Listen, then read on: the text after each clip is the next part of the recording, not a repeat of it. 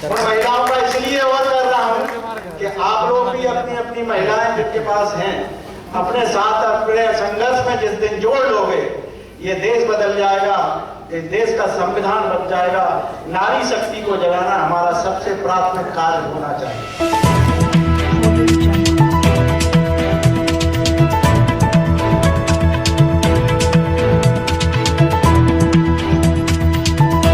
News channel पर जो भी वक्ता ने कहा वो उसकी अपनी राय है जिसकी पुष्टि नेशन न्यूज इंडिया नहीं करती। साथियों, आज जब टीवी न्यूज पर हम सुनते हैं कि स्वामी प्रसाद मौर्य जैसे गद्दार का सर काट के लाओ हम तुम्हें 21 लाख रुपया देंगे, जब राजेंद्र पाल गौतम का सर कलम करने के लिए इस देश में इस तरह की घोषणाएं होती हैं, तो मैं जानना चाहता हूं कि सरकार क्या है, ये देश की न्याय व्यवस्था क्या है?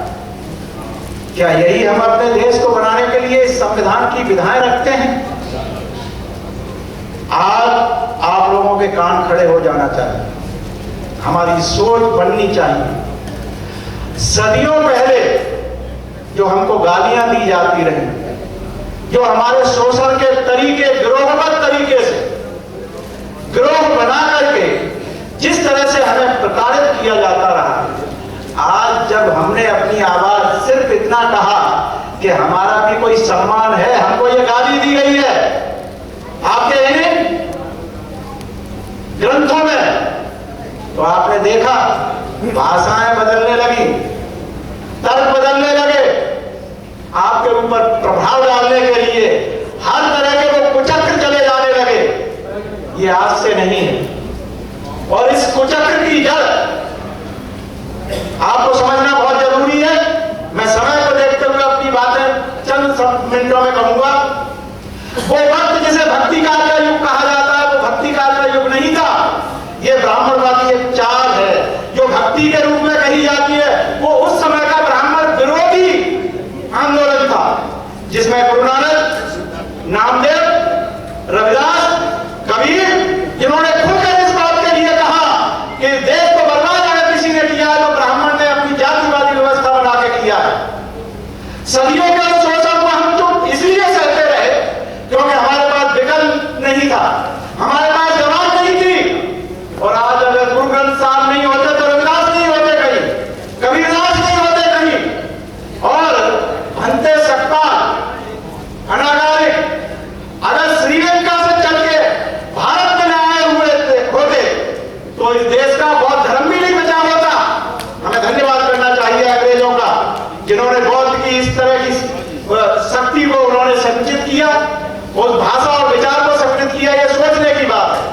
तो उस समय जो रविदास के साथ हुआ, आज का रविदास और डॉक्टर अम्बेडकर के समय में कुछ हमारे साथी कह जाते हैं बाबा साहब के समय में ये नहीं था, वो नहीं था। सोचो आज से 50 साल पहले हमारे पास था क्या? 4 आदमी तो नहीं मिलते थे पढ़े लिखे। आज हमने संविधान के कारण पढ़ा है, आज हमने संविधान के कारण सीखा है। तभी तो हमने जवान खोल करके इतना ही तो पूछा है कि आपकी रामायण में जिस तरह के हमारे लिए गालियां दी गई हैं, हुजूर हमें ये तो बता दीजिए हमारा कसूर क्या है? तुम्हारी जो साहित्य है ये गंदा साहित्य है। और मैं इस मंच से आप सब लोगों का, इस देश के हर नागरिक का आह्वान करता हूं, तुलसी की उसी चौपाई के आधार पर करता हूं। तुलसी कहता है, तुलसी वहां न जाइए जहां कंचन बरसे नेह, आवत ही हर्ष नहीं नैन नहीं सनेह। तो साथियों, जब हमारा सम्मान इन ग्रंथों में नहीं है तो हमें इन संविधान, इन ग्रंथों को असामाजिक, मानव विरोधी और गंदा साहित्य बना करके एक तरफ फेंक देना चाहिए। ये कूड़े और कचरे की चीज जो साहित्य है, सदियों पहले एक बहुत बड़ा ज्ञानी जो कहता है, संस्कृत का बहुत बड़ा विद्वान जिसने नीति शतक लिखा, और वो कहता है कि विद्या नाम नरस्य रूपम लिखम प्रचन्न गुप्तम धनम। उस विद्या को जिस तरह से इस ब्राह्मणवादी व्यवस्था ने, जातिवादी व्यवस्था ने अंकुश लगाया, और शिक्षा से हम लोगों को जिन्हें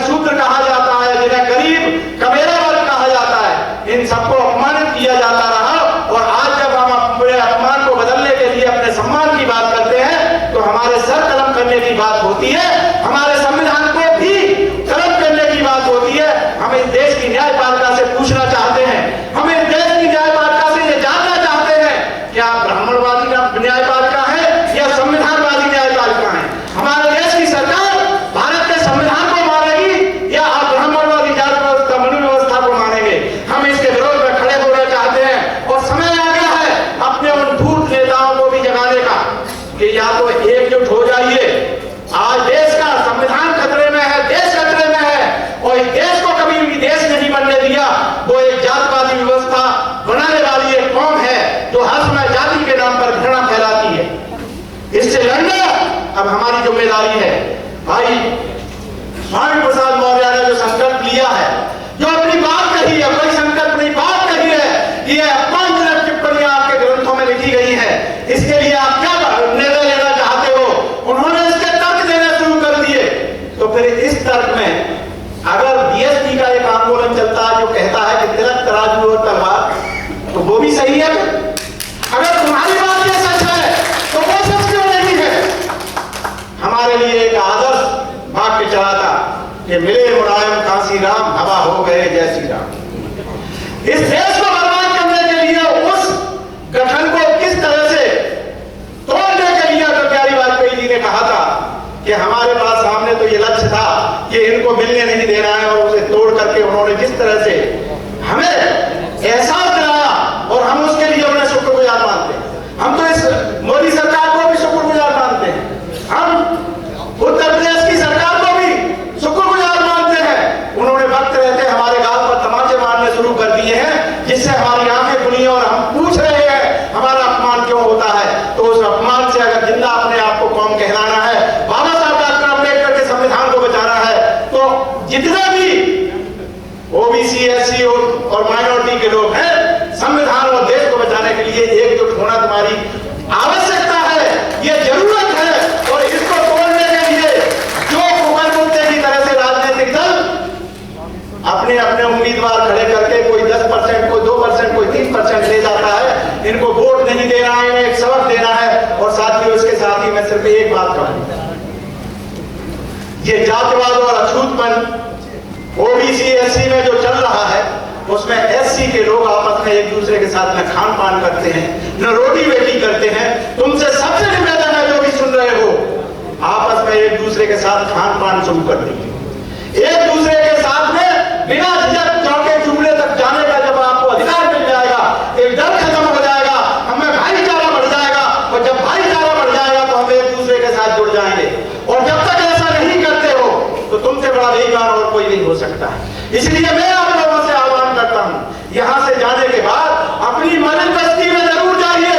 जो आपकी टट्टी पेशाब खाता रहा है, ब्राह्मण उसका अपमान करवाने में आपको भी अपने साथ लेता रहा है और उसने कहा है कि इसकी परछाई से दूर रह के चलो, और तुमने भी उसका साथ दिया है। इसलिए मंचों से माफी मांगना शुरू कर दो कि ऐ दलित भाइयों, ऐ अछूत कहे जाने वाले भाइयों, जिस व्यवस्था को ब्राह्मणों ने तुम्हारे साथ लागू किया, हमने उसमें जो साथ दिया है उसके लिए हम शर्मिंदा हैं। हम आपके साथ में जो करते रहे हैं उसके लिए हम शर्मिंदा हैं, हम आपसे माफी मांगते हैं। आप हमारे भाई हैं, हम आपके साथ में इस तरह की अस्पृश्यता नहीं होने देंगे और एकजुट होकर के भाई भाई की तरह से आपके साथ व्यवहार करेंगे। जिस दिन ये आंदोलन खड़ा हो जाएगा, इस तरह के ये ग्रंथ कूड़ेदान में पड़े हुए मिलेंगे, इस पर चर्चा करने की हमें जरूरत नहीं होगी। धन्यवाद। जय भीम, नमो बुद्धाय। Press the bell icon on the YouTube app and never miss another update.